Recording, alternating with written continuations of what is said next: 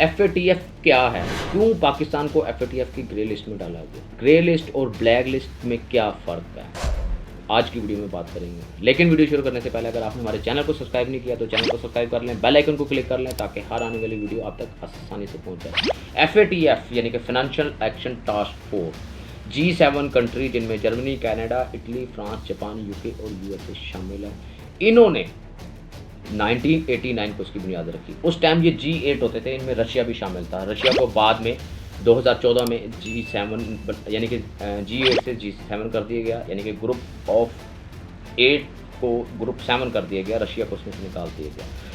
उस टाइम जब इसकी बुनियाद रखी तो रशिया इसमें शामिल था, लेकिन अब रशिया शामिल नहीं है, इसलिए G7 ही हम कहेंगे। G7 ने इसकी बुनियाद रखी। इसका मकसद जो था मनी लॉन्ड्रिंग को रोकना, यानी कि एक मुल्क से दूसरे मुल्क जितना भी करप्शन का पैसा जो पाकिस्तान में आजकल बहुत ज़्यादा ज़ेर बहस है, इस मकसद के लिए इसको बनाया गया था कि मनी लॉन्ड्रिंग ना हो, एक मुल्क से दूसरे मुल्क में पैसा ट्रांसफ़र ना हो, इलीगल तौर के ऊपर ब्लैक मनी को रोका जाए, ये मकसद था इसका। लेकिन 9/11 के बाद जब दहशतगर्दी की एक नई लहर पूरी दुनिया में मुतारफ़ हुई, वर्ल्ड ट्रेड सेंटर को तबाह होने के बाद, तो G7 कंट्रीज़ यानी कि इन 7 कंट्रीज़ स्पेशली USA ने इसके ज़िम्मे FATF के ज़िम्मे ये काम लगाया कि टेरर फंडिंग, यानी कि जो टेरर फंडिंग को ये रोकेगा कि एक मुल्क में दूसरे मुल्क से जो दहशतगर्दों को पैसा ट्रांसफ़र किया जाता है उसके ऊपर ये ध्यान रखेगा, उसको कंट्रोल करेगा FATF। तो इसने काफ़ी इसके ऊपर काम किया। ये एक टास्क फोर्स है, ये सिर्फ देखती है कि किस मुल्क से दहशतगर्दों को फंडिंग हो रही है, कहाँ से पैसा जा रहा है। जिस मुल्क से दहशतगर्दों को फंडिंग होती है या सपोर्ट होती है, ये उस मुल्क को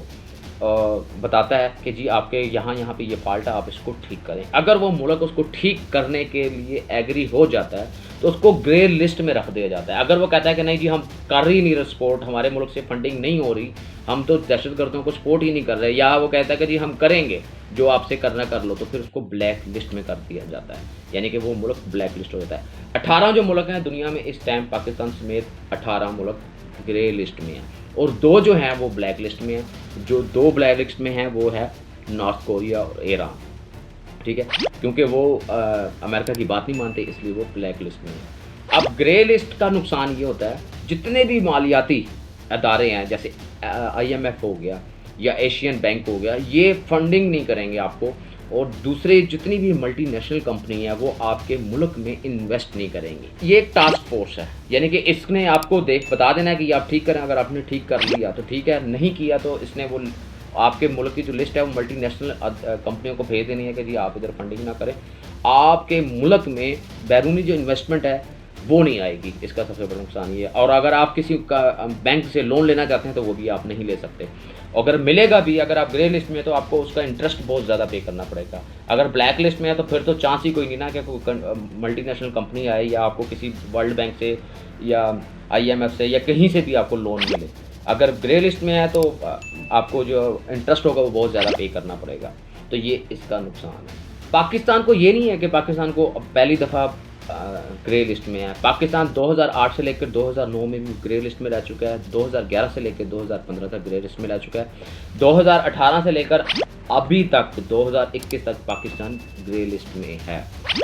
पाकिस्तान को 27 निकात दिए गए थे, 27 टारगेट दिए गए थे कि आपने इनको अचीव करना है, आपने यहाँ पे करप्शन करनी है, आपने इन दहशतगर्दों को जो है वो अरेस्ट करना है, इनके खिलाफ कानूनी कार्रवाई करनी है, आपने इन तंजीमों के जो है वो बैंक अकाउंट सीज करने हैं, और ये आपने काम करने 27 पॉइंट दिए गए थे।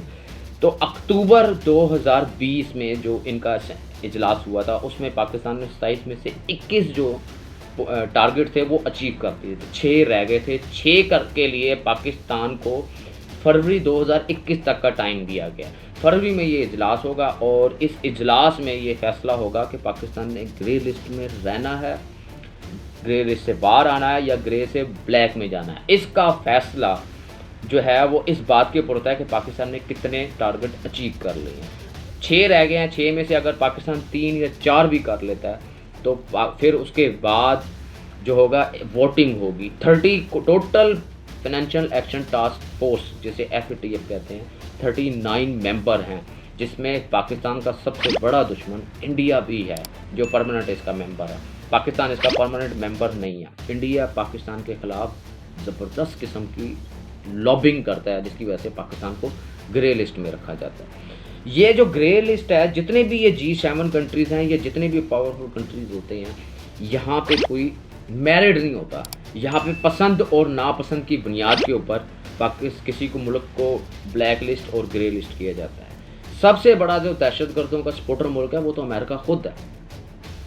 वो तो अमेरिका है, खुद सपोर्ट करता है दहशतगर्द ग्रुपों को। उसकी वाज़ह मिसाल जो है अफ़गान और रशिया वार में है ना, सबसे ज़्यादा किसने सपोर्ट किया था? मुजाहिदीन को, जिनको हम उस टाइम ये मुजाहिदीन कहते थे, अब वो दहशतगर्द कहते हैं। उस टाइम वो मुजाहिद थे क्योंकि उनके इंटरेस्ट के लिए वो लड़ रहे थे, और आज वो दहशतगर्द हो गए हैं। तो अमेरिका सरेआम कहता है कि CIA ने उनको असला दिया, पाकिस्तान ने उनको ट्रेनिंग किया, और अफगानिस्तान में जाके वो रशिया के साथ लड़े।